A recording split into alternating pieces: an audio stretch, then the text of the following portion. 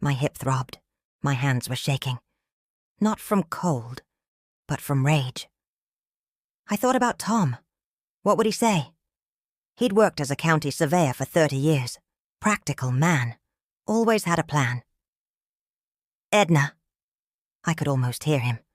You've got 2 choices. Sit here and wait to die, or get yourself home. I chose home. The sun was high. That meant it was around noon. I knew the sun set in the west. If I followed it, I'd eventually hit a road, or a town, or someone's property. I had no food, no water.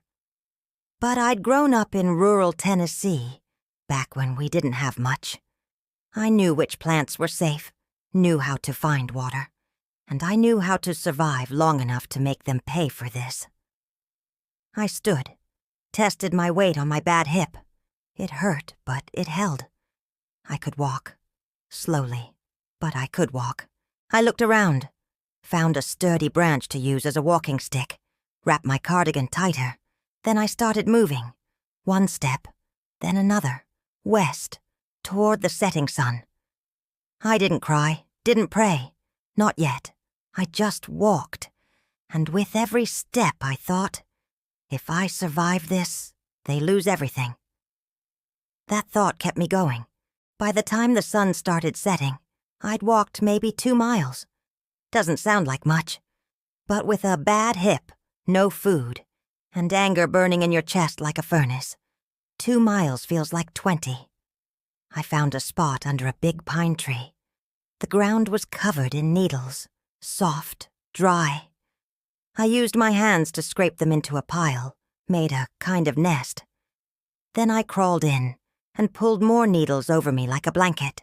The cold came fast once the sun was gone. October nights in the woods aren't forgiving. I curled up tight, trying to keep warm. I thought about Justin as a boy. 6 years old, holding my hand at church potluck. 14, helping Tom fix the porch. 22, graduating college, hugging me so tight I couldn't breathe. When did he stop seeing me as his mother? When did I become just an inconvenience?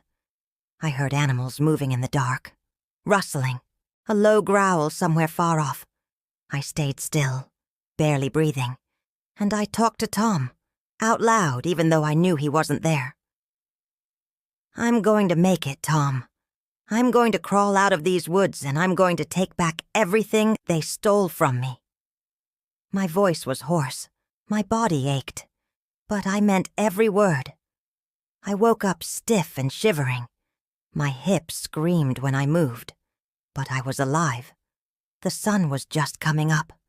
I pulled myself to my feet using the tree trunk. Every muscle protested. I needed water. Badly. My mouth was dry, tongue thick. I listened, heard it. Faint, but there. Running water. I followed the sound. Took me 20 minutes to go maybe 100 yards. My hip gave out twice, and I had to crawl part of the way.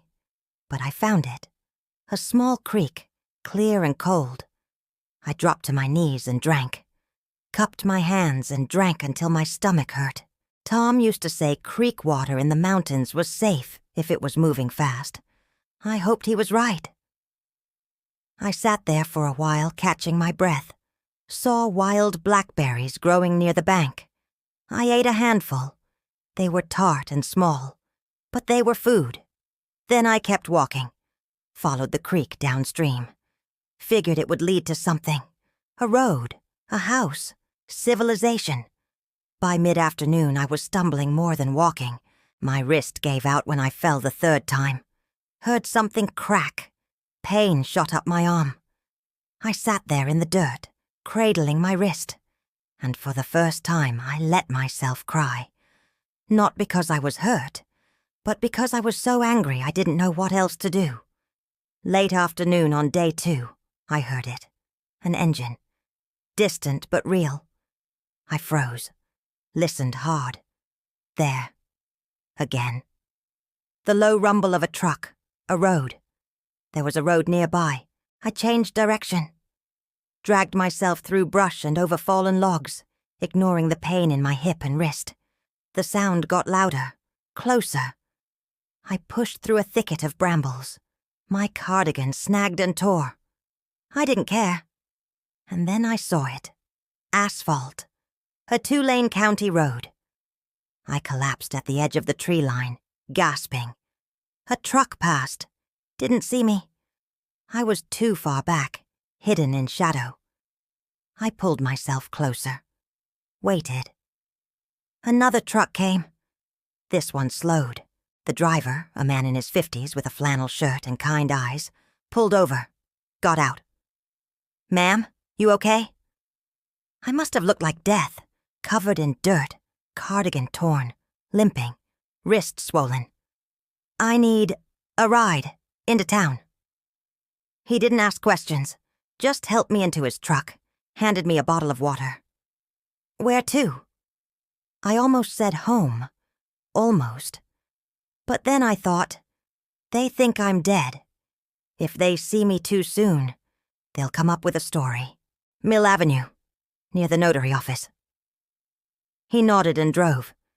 The driver dropped me off 2 blocks from my house. I thanked him. He offered to take me to the hospital. I said no. Said my daughter was meeting me. He believed me. Drove away. I limped down the sidewalk, staying close to hedges and trees. My house came into view, and my stomach turned. There were balloons tied to the mailbox, pink and white, the kind you see at celebrations or memorials. I moved closer, staying hidden behind my neighbor's fence. The front door opened. Lynn stepped out. She was wearing black, hair pulled back, face composed, sad. Mrs. Patterson from next door came over carrying a casserole dish. "Lynn, honey, I'm so sorry. Edna was such a wonderful woman." Lynn dabbed her eyes with a tissue. "Thank you, Margaret. It's been so hard. Justin is devastated." Devastated? I watched Lynn hug Mrs. Patterson, watched her perform grief like she'd rehearsed it in a mirror. Then a car pulled up. A man in a suit got out, briefcase in hand. He shook Justin's hand at the door. "Insurance agent. Had to be." They went inside. I stayed crouched behind the fence, heart pounding. I'd been gone 2 days, and they were already collecting. I walked to First National Bank on Mill Avenue. The teller, a young woman named Rachel, who'd known me for years, gasped when she saw me. "Mrs. Caldwell, are you okay? We heard. I need to see Mr. Porter. Now." She didn't argue. Got the branch manager. Mr. Porter took me into his office, closed the door. Stared at me like I was a ghost. "Edna, my God, your son reported you missing. Said you'd wandered off and... he left me in the woods to die." The words came out flat, calm. Like I was ordering coffee. Mr. Porter's face went pale. "I need you to freeze all my accounts. Revoke Justin's power of attorney. Immediately." "Edna, that's a serious accusation. Are you sure?" I held up my swollen wrist. Showed him the cuts on my arms, the dirt still caked under my nails. "I spent 2 nights in Sequoia Woods because my son and his wife drove away and left me there. They want the insurance money, and I'm not letting them have it." Mr. Porter picked up his phone. Within an hour, every account was frozen. Power of attorney revoked. New documents signed. Then I asked him for the name of the best lawyer in town. He gave me 3 names. I called the first one from his office. Her name was Rebecca Hale. She said she'd meet me in an hour. Rebecca Hale was 40-something, sharp-eyed, no nonsense. She met me at a diner on Main Street, ordered me soup and tea without asking. I told her everything. The phone call, the woods, the walk, the balloons on my mailbox. She took notes, didn't interrupt. When I finished, she looked up. "You need to go to the police. Tonight." "Not yet. I want to make sure they can't wriggle out of this. I want documents. Evidence." She nodded. "Smart. Here's what we do." First, I file an emergency petition to restore all your rights. Second, we get medical documentation, hospital, photos of injuries. Third, we schedule a hearing, fast, before they have time to spin a story. How fast? 72 hours. I smiled for the first time in days. Rebecca leaned forward. Edna, you understand this is attempted murder, right? Not just financial fraud. If we do this, it's going to destroy your son. I met her eyes. He destroyed himself when he left me on that log. She nodded, started making calls. By the time I left the diner, the wheels were in motion, hearings scheduled, medical appointments booked, and I hadn't gone home yet, because I wanted them to think I was still out there, lost, dying. Let them sleep one more night, thinking they'd won. Rebecca drove me to Nashville General. The ER doctor, a tired-looking woman in her 30s, examined me under bright lights. Fractured wrist, severe bruising on your hip and ribs, dehydration, mild hypothermia. You're lucky to be alive. I know. She looked at me, curious. How did this happen? My son left me in the woods. Her pen stopped moving. I'm sorry. I repeated it, calmly, clearly. She called in a social worker, then a police officer. I told the story again. They took photos, documented everything. The officer, a young man named Davis, asked if I wanted to file a report right then. Not yet. I have a hearing in 3 days. I'll file after that. He looked confused but didn't push. They admitted me overnight for observation, gave me a bed, clean sheets, warm blankets. I slept. Really slept. For the first time since Justin's phone call. And I dreamed of Tom. He was sitting on the edge of my hospital bed, smiling. You're doing good, Edna. Real good. When I woke up, the sun was coming through the window. My wrist was in a cast. My hip still hurt, but less. Rebecca was sitting in the chair by the bed, coffee in hand. Hearings tomorrow at 10. You ready? I nodded. Let's go take my life back. The county courthouse was old brick and tall windows. Rebecca walked me in through a side entrance. Didn't want Justin or Lynn to see me before the hearing. We waited in a small room. Rebecca reviewed documents. I stared at the wall. At 10 sharp, we walked into the courtroom. Justin and Lynn were already seated with their lawyer. Justin was in a dark suit. Lynn wore black, hair perfect, tissue in hand. The moment they saw me, Justin's face went white. Lynn dropped the tissue. Her mouth fell open. I walked to the front, leaning on Rebecca's arm, and sat down. The judge, a silver-haired woman named Torres, looked between us. This is a petition to restore rights and revoke power of attorney. Ms. Hale, you're representing Mrs. Caldwell. Yes, Your Honor. Judge Torres looked at Justin. Mr. Caldwell, you reported your mother missing 3 days ago. Yet here she is. Care to explain? Justin's lawyer stood, stammering. Your Honor, this is... There must be some confusion. No confusion, I said. My voice was steady. My son and his wife drove me to Sequoia Woods, left me on a log, and drove away. They thought I'd die out there. They've been planning my funeral and collecting insurance while I crawled out of those woods with a fractured wrist. The courtroom went silent. Judge Torres looked at Justin. Is this true? Justin opened his mouth. Nothing came out. Lynn stared at the table, face blank. Judge Torres slammed her gavel. Power of attorney revoked. All rights restored to Mrs. Edna Caldwell. Criminal investigation recommended. We're done here. I stood, looked at Justin one last time. He couldn't meet my eyes. Rebecca and I went straight to the police station. Officer Davis was waiting. He'd heard about the hearing. I filed a formal report. Attempted murder, fraud, elder abuse. They took my statement, recorded it, asked if I'd testify in court. Absolutely. Davis looked uncomfortable. Ma'am, you know if we arrest him, he's your son. Are you sure? He stopped being my son when he left me to die. Davis nodded, made the call. Justin and Lynn were arrested that afternoon. Bail set high. Lynn's parents posted it. Justin sat in county jail for 2 days before his lawyer scraped together enough. I didn't feel guilty. I didn't feel sad. I felt free. Rebecca walked me out to her car. You know this is going to be all over the news, right? Small town, big story. Good. Let people know what they did. She smiled. You're tougher than you look, Edna. I've had to be. She drove me to a hotel.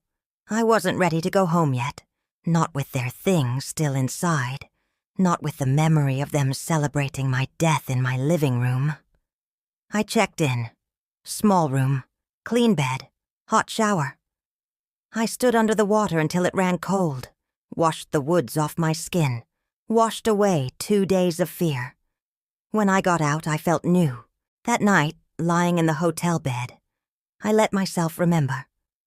Justin wasn't always like this. He was a good kid, thoughtful, brought me flowers on Mother's Day, called every Sunday after he moved out. Then he met Lynn. She was smart, beautiful, ambitious. I liked her at first, thought she'd be good for him. But slowly, things changed. Justin stopped calling as much, stopped visiting unless he needed something. Lynn would smile at me, but her eyes were cold. She'd make little comments. Justin's working so hard, Edna. He really could use some help with the down payment on the house. And I'd write the check, because that's what mothers do. Tom saw it before I did. Edna, he's using you. You need to stop. But I didn't listen. I thought if I kept giving, he'd come back. The real Justin. My son. Tom died 5 years ago. Heart attack. Sudden. At the funeral, Justin cried. But 2 weeks later, he was asking me to sign over power of attorney. Just in case, Mom. You're getting older. It's smart. I signed. Because I was tired. Because I was grieving. Because I wanted to believe he still loved me. I see now what I didn't want to see then. He didn't love me. He loved what I could give him. And when there was more money in my death than my life, he made his choice. 3 months ago, Lynn called me. Said she wanted to take me to lunch. Just the 2 of us. Girls' Day, she called it. We went to a cafe on Mill Avenue. She ordered salads, smiled, asked about my week. Then she pulled out papers. Edna, Justin and I were talking. You don't have life insurance anymore, right, since Tom's policy expired? No, I don't. You should get one. Just a small one. For Sophie. So she's taken care of if anything happens. She slid the papers across the table. Highlighted where I should sign. I should have asked questions. Should have read it closer.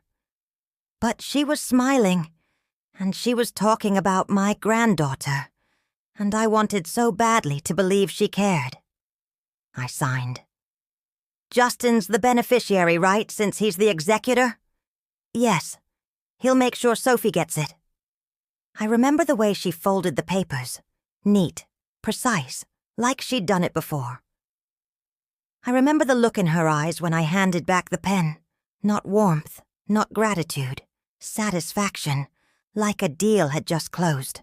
I didn't think about it again. Not until I was sitting on that log in the woods, watching their car drive away. Then it all made sense. The policy, the power of attorney, the sudden invitation for a picnic. They'd been planning this for months. On day 4, Rebecca called. Police cleared your house. Justin and Lynn's belongings have been removed. It's yours again. I took a taxi. Didn't want to ask anyone for a ride. The balloons were gone from the mailbox. The front door was locked. I used my key. It still worked. Inside, everything was exactly how I'd left it. My coffee mug in the sink. Tom's reading glasses on the side table. the blue afghan I'd been crocheting draped over the couch. But it felt different. Violated. Like strangers had been living in my skin. I walked through each room. The guest bedroom where they'd been staying. Stripped. Their suitcases gone. In the kitchen, I found a half-empty casserole in the fridge. From Mrs. Patterson, probably. Sympathy food for my grieving son. I threw it away. Then I sat on the couch. Tom's couch. Our couch. And I let myself feel everything I'd been holding back. Anger. Grief. Betrayal. But also relief. And strength. I'd survived. And I'd won. The doorbell rang. I jumped. Through the window, I saw Rebecca. I let her in. Thought you might want company. First night back can be hard. She handed me a bag. Chinese takeout. We sat at the kitchen table and ate in comfortable silence. For the first time in years, I didn't feel alone. A week later, I sat down at Tom's old desk and wrote a letter. To Sophie, my granddaughter, 15 years old, smart, kind. Didn't know what her parents had done yet. Dear Sophie, by the time you read this, you'll know what happened. Your father and mother will have told you their version. I want you to hear mine. I wrote it all. The phone call, the woods, the survival, the betrayal. I don't want you to hate them. I don't even hate them. But I won't lie to you about who they are. Your father was a good boy once. I don't know when he stopped being that person. Maybe it was gradual. Maybe I missed the signs. But you need to know, what they did wasn't about money. It was about seeing me as a burden instead of a person. I hope you never understand that. I hope you grow up knowing your worth isn't tied to what you can give someone else. I love you. I always will. And when you're ready, I'm here. Love, Grandma. I sealed the envelope, gave it to Rebecca to hold. Make sure she gets it, when the time is right. Rebecca nodded. I will. I didn't know if Sophie would forgive me for what I'd done to her parents. Didn't know if she'd understand. But I owed her the truth. 2 months later, the trial date was set. Justin and Lynn were both charged. Attempted murder, insurance fraud, elder abuse. Their lawyer tried to negotiate a plea. Rebecca refused. We are going to trial. The jury needs to hear what they did. I agreed. In the weeks leading up, reporters called. I didn't answer. Local news ran the story. I didn't watch. Mrs. Patterson knocked on my door one afternoon, apologized for bringing Lynn that casserole. I had no idea, Edna. I'm so sorry. I told her it was okay. She didn't know. Nobody did. People started treating me differently.